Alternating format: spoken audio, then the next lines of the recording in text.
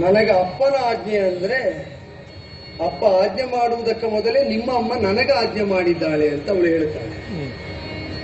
ಈಗ ಸತಿ ಧಾರ್ಮಿಕವಾಗಿ ಆಡಿದ್ದನ್ನು ಯೋಚಿಸದೇ ಹೊರಟ್ರೆ ಅದೇ ಭವಿಷ್ಯದಲ್ಲಿ ತೊಡಕಾಗ್ತದೆ. ಅಲ್ಪ ಯೋಚಿಸುವುದಕ್ಕೆ ವ್ಯವಧಾನ ಕೊಡ್ತೀಯ? ಸತಿಗೆ ಚೋಡ ಜದ ಋತು ಸಮಯ ಸತಿಗೆ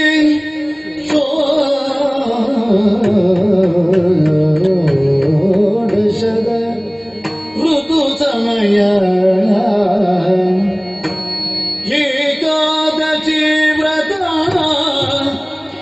ಅಲಂಘ್ಯಶ್ರಾತ ಇಳಿದೊಂದು ದಿನಮೇ ಸಂಗತ ಮಾದೊಡಿ ಎಂದು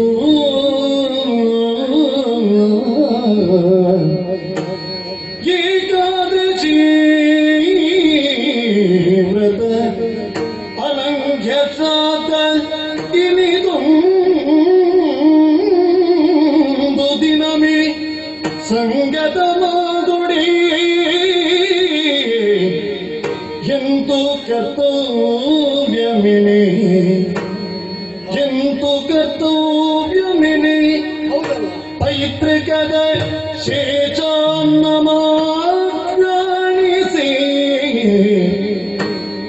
ಪೈತೃಕದ ಶೇಷಾನ್ನ ಆಘ್ರಾಣಿಸಿ ಕೃತಭೋಜಮಾದ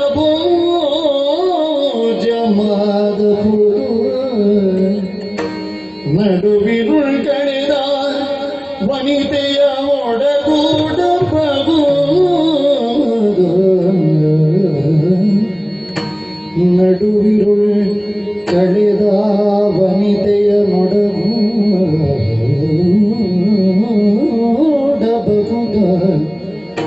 ಅದರಿಂದ ಧರ್ಮ ಪದ್ಧತಿಯ ಕೀರ್ತಿಸಲಿಕ್ಕೆ ಇವಳನಿಂದು ಮೀರುವುದು ಮತವಲ್ಲ ಇವಳನಿಂದು ಮೀರುವುದು ಮತವಲ್ಲ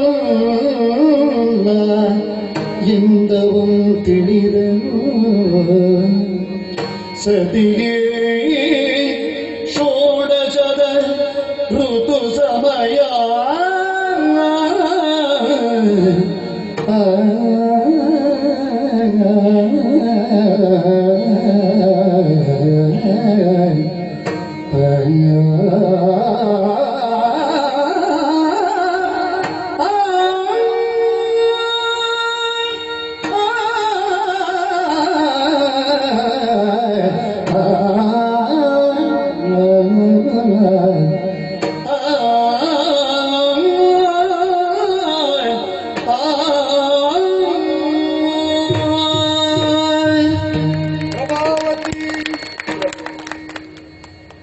ನಾವೆಲ್ಲ ತಿಳಿದಿದ್ದೇವೆ ಅಂತ ಅನೇಕ ಬಾರಿ ಆತುರಾತುರವಾಗಿ ಧಾವಿಸ್ತೇವೆ.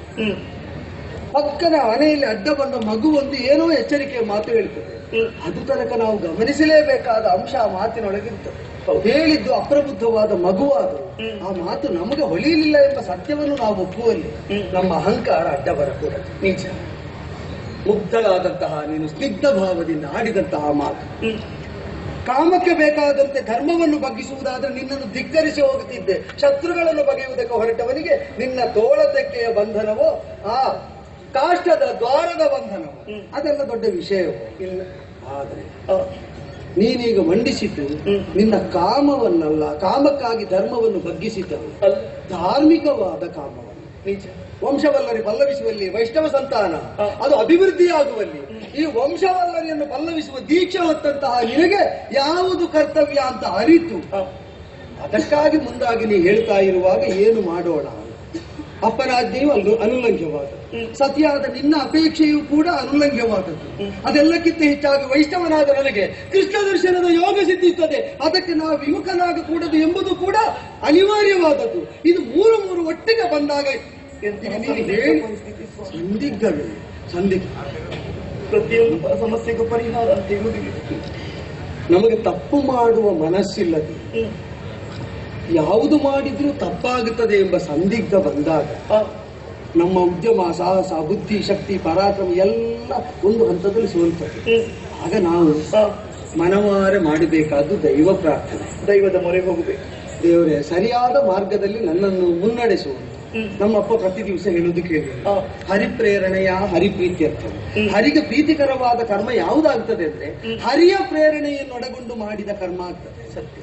ದೇವರೇ ಸರಿಯಾದದ್ದನ್ನು ಪ್ರಚೋದಿಸಿ ಸರಿಯಾದದ್ದರತ್ತ ಮುನ್ನಡೆಸುತ್ತಾ ನೀನು ಮಾತ್ರ ಅಲ್ಲ, ನಾನು ಮಾತ್ರ ಅಲ್ಲ, ದಂಪತಿಗಳಾದ ನಾವು ಒಟ್ಟು ಸೇರಿ ಪ್ರಾರ್ಥನೆ ಮಾಡಬೇಕು. ಈಗ ಯಾವ ಮಾರ್ಗ ಅವಧಿ ಸ್ವಾಮಿ ಅಲ್ಲ, ಮಾರ್ಗವೇ ಇಲ್ಲ ಅಂತ ಆಗಲಿಲ್ಲ. ಹಾಗಿದ್ರೆ ಇದೆ. ಈಗ ನೀ ಹೇಳುವಾಗ ನಾನು 3 ವಿಷಯ ಹೇಳಿದೆ ಅಲ್ವಾ. ಒಂದು ಸಮಸ್ಯೆ ಬಂದ್ರೆ ಪರಿಹಾರ ಮಾಡಬಹುದು. ಇದು ಮೂರು ಹೌದು. ಸತಿಯಾದ ನಿನ್ನ ಅಪೇಕ್ಷೆ, ಅಪ್ಪನ ಆಜ್ಞೆ, ಕೃಷ್ಣ ದರ್ಶನದ ಅಪೇಕ್ಷೆ, ಧರ್ಮಶಾಸ್ತ್ರಕಾರರು ಹೇಳಿದ್ದಾರೆ. ಹೇಗೆ? ಈಗ ಏಕಾದಶಿ ವ್ರತ, ಪಿತೃಶ್ರಾದ್ದ ಮತ್ತು ಸತಿಯ ಸಂಯೋಗದ ಅವಕಾಶ ಇದು ಒಟ್ಟಿಗೆ ಬಂದ್ರೆ ಒಂದು ಮಾರ್ಗ ಉಂಟು ಅಂತ ಆಡಿದ್ದಾರೆ. ಈಗ ಏಕಾದಶಿ ಎಂದು ನಿರ್ಜಲ ಉಪವಾಸ ನಮಗೆ, ಹೌದಲ್ಲ? ಉಪವಾಸ. ಪಿತೃಶ್ರಾದ್ದದಂದು ಶ್ರಾದ್ದ ಮಾಡಿದ ಮೇಲೆ ಶೇಷಾನ್ನವನ್ನು ಪಿತೃಪ್ರಸಾದ ಅಂತ ಉಣ್ಣಬೇಕು. ಏಕಾದಶಿ ಎಂದು ಪಿತೃಶ್ರಾದ್ದದಂದು ಸತಿ ಸಂಯೋಗ ನಿಷಿದ್ಧ ಸಾಮಾನ್ಯವಾಗಿ.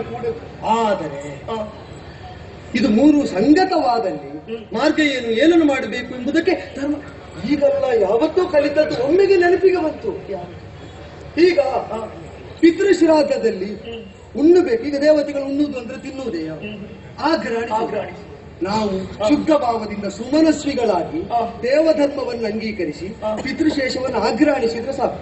ಏಕಾದಶಿ ಕೆಡುವುದಿಲ್ಲ, ಉಂಡ ಹಾಗೆಯೂ ಆಗುವುದಿಲ್ಲ. ಉಪವಾಸ ಮಾಡಿದ ಹಾಗೆ ಅಂತ ಆಗ್ರಾಣಿಸಿದ್ದು ಉಂಡಂತೆ ಆಗುತ್ತದೆ.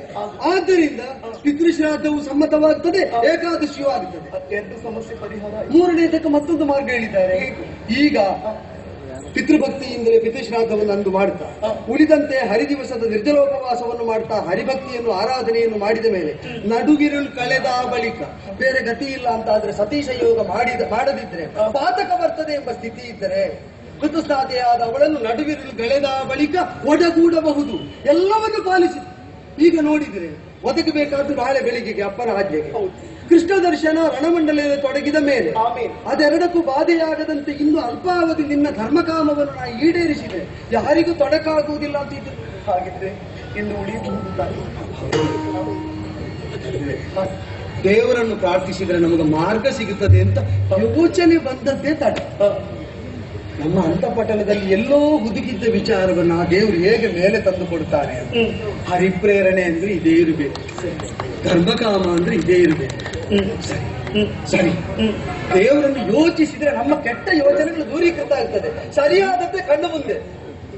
ಒಂದು ಸುಖವನ್ನು ಅಪೇಕ್ಷಿಸಿ ಒಟ್ಟಾಗುತ್ತಾ ಇದ್ದರು, ಅದರಿಂದಲೇ ಪುತ್ರ ನಿರೀಕ್ಷೆಯಲ್ಲಿ ಇಂದು ಹಾಗೆ ಚಂಪಕಾವತಿಯ ಹರಿದರ್ಶನದ ಪ್ರತೀಕ್ಷೆಯಲ್ಲಿದ್ದರೆ ನನ್ನ ಪ್ರಭಾವತಿಗೆ ಮಾತ್ರ ಹರಿ ಕಾಣದಿರುವುದು ಹೇಗೆ? ನಮಗೆಲ್ಲ ರಣಮಂಡಲ ಮಧ್ಯದಲ್ಲಿ ಹರಿದರ್ಶನವಾದರೆ ನನ್ನ ಪ್ರಭಾವತಿಗೆ ತನ್ನ ಉದರ ಮಂಡಲ ಮಧ್ಯದಲ್ಲಿ ಹರಿದರ್ಶನ. ಆ ಮುದ್ದು ವಾಸುದೇವನನ್ನು ಹಾಗೆಯೇ ಹರಿಸ್ಮರಣೆ ಮಾಡಿ ಹೀಗ